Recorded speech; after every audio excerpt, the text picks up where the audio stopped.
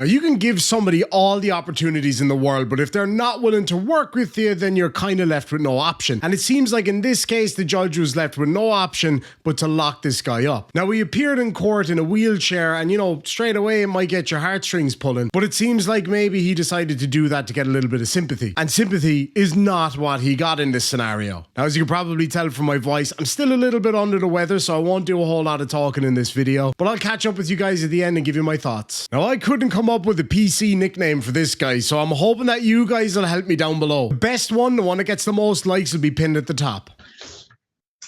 Okay.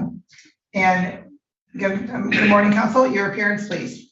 Your Honor, good morning. Richard T. Serrano, P23828. I appear today on behalf of my client for purpose of sentencing. Please state your name, sir. David William Brzezinski. Okay, and sir, last I saw you, you were not in a wheelchair, so what happened? Well, I spent 20 some days in county and I have the tether on and it's getting infected. The tether's getting what? It's drawing the scab up and my ankle's all swelled up and stuff. I have, this ankle was in 26 pieces and it reconstructed months ago. So I haven't been walking all that well.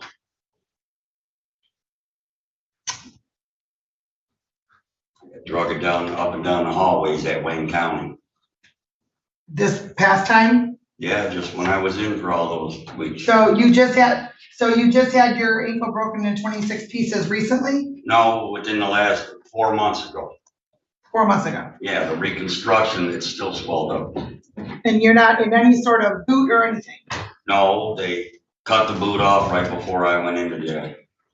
Sir, you did not have a boot on when you were arrested. No, I didn't have a boot on. They cut the cast off and I took the boot off the week before. I had an appointment to go the 1st of this month for an x-ray on it, but I was incarcerated.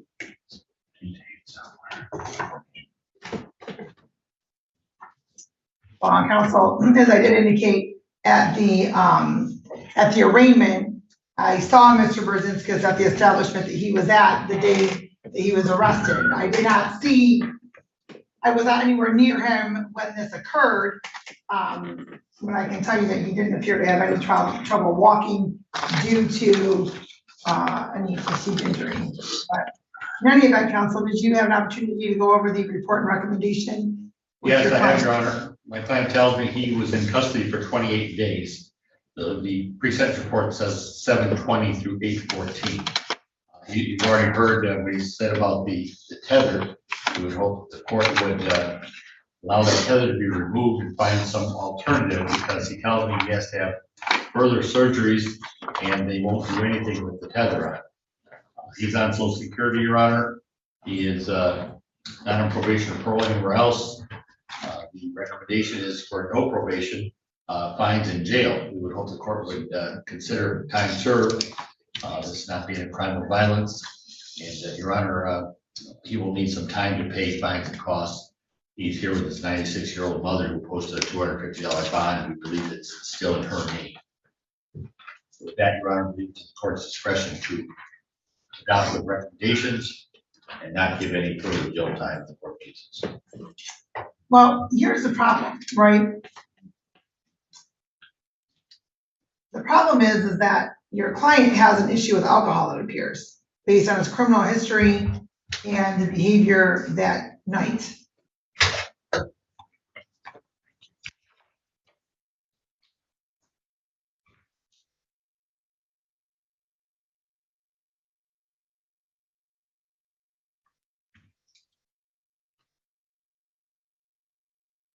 And so I understand your client may be having some surgery, but when is that scheduled to occur?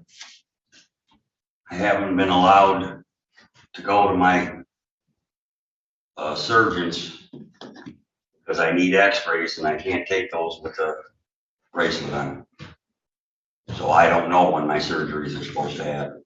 You need an x-ray on your opposite ankle. Yes. And you're telling me that they can't do an x-ray on Not your left ankle because you have a tether on your right ankle. Yes. And so why is that?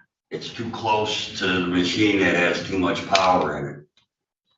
I have the piece of paper on me that says I'm not supposed to be MRI or X-rays or nothing. It says that on my ankle.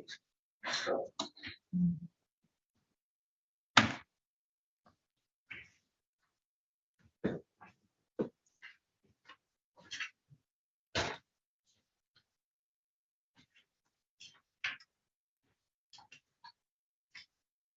Well, sir,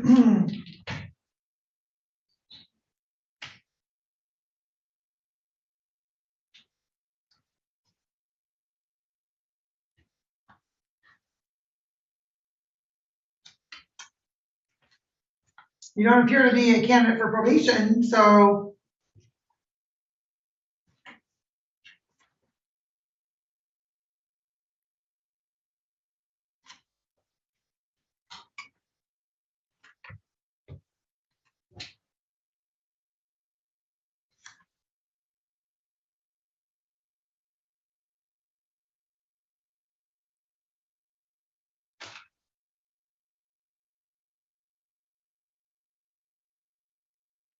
sir, why did you return to that establishment?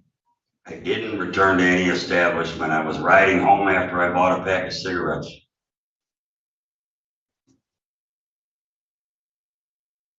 I live 2 blocks away.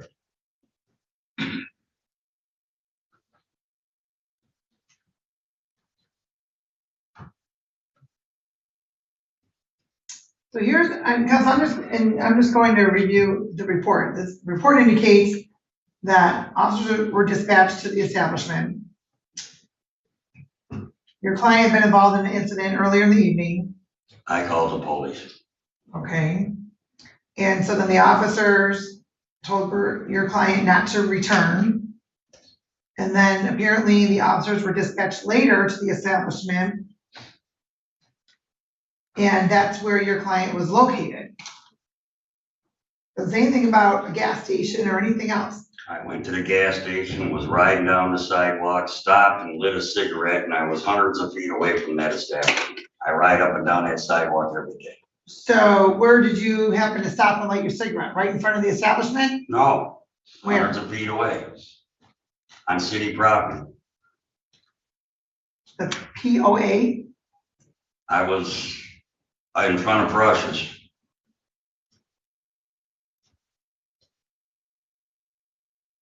Okay. Well, sir, were you prescribed that wheelchair or did you? This is my wheelchair. I have degenerative bone disease. I have 8 different cadaver bones in my body. I break easy. Okay, well, counsel, your client's not a candidate for probation and,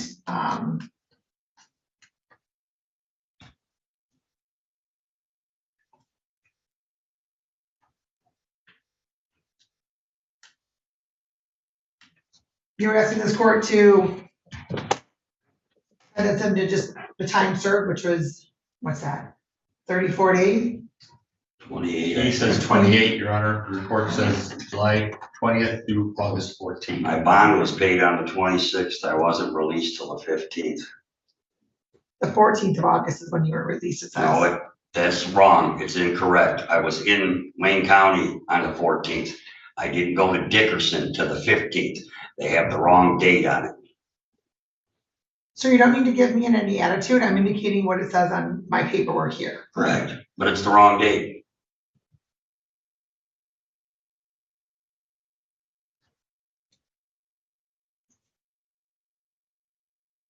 Okay. Even if it was the 15th, that's 27 days.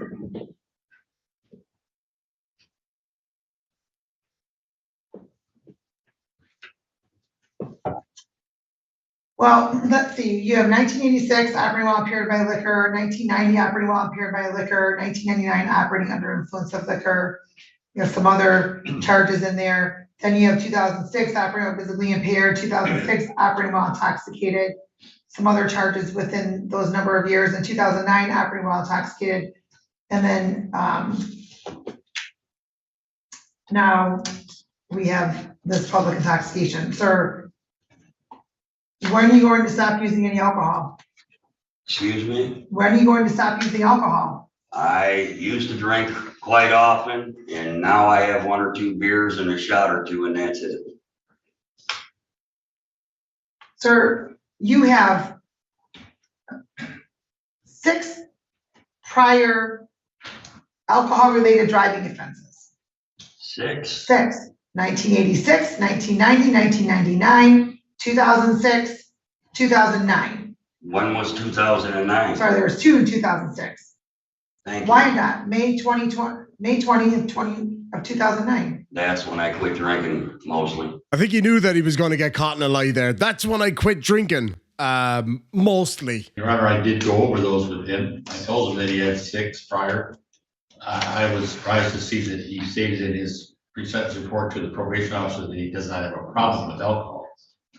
I think the facts speak for themselves, Your Honor. It's just a question of how this court wants to handle that with my client's physical condition and his inability to wear the tether if he's going to further with his treatment, medical treatment. Well, then that doesn't really leave the court with much of a choice, but for your client to serve some additional time in jail. If you can't do the alcohol tether, which would prevent him from drinking any alcohol, then your client's going to have to balance of his time in jail because he's not a candidate for probation at all. So the court's going to indicate 60 days jail credit for 27. Would you rather keep the tether on, Mr. Brzezinski, if it matters? If I have to, I will. That But changes. the for how court's long mind. a period of time? Well, no, it's not an option. I'm indicating 60 days jail, 27 days credit. $300 fine, $100 screening assessment fee, $200 for the cost of prosecution. Crime victim assessment fee of $75, justice system assessment fee of $50. So $725. If your mom wants to apply the bond towards your fines and costs, she can. Otherwise, you have to make arrangements upon your release.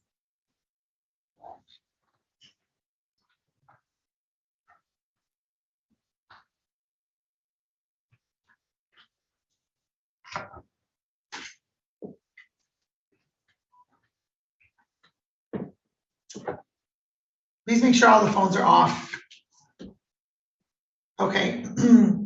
All right, so you're going to go with the officers today, sir. And when I was in county, I wasn't allowed a wheelchair or a cane. How am I gonna do this I now? will mark your file medical. I will mark your file medical.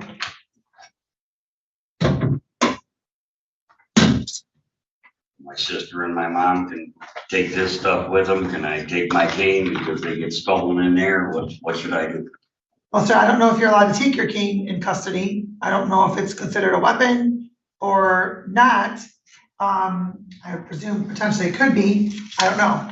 How do But I walk? Because last time they stole my food, I didn't drink for 3 days and stuff and got beat up a couple of times. So what am I gonna do this time? sir, if you have some concerns with your experience at the Wayne County Jail, there are appropriate individuals to contact there. Yes, my mother's already contacted them once. Okay. Well, you're going to have to go with the officers and if you, I'm marking your file medical, and so hopefully they will provide you with whatever assistance that you need. And I give my sister and my mother my chair and We will make, the officers will make sure that you get your chair, or that they get your chair. Thank you, Your Honor. Thank you. So Ray from Trailer Park Boys over here decides that he needs a wheelchair off his own back, and maybe he does. But obviously it's created a difficulty for him getting what he needs, that being an alcohol tether, because clearly the guy has a problem. But it seems like he's not willing to make any concessions and just wants to whinge about it instead. Anyway, lads and lassies, I hope you enjoyed the video. If you did, make sure and give it a thumbs up, and we'll catch you in the next one.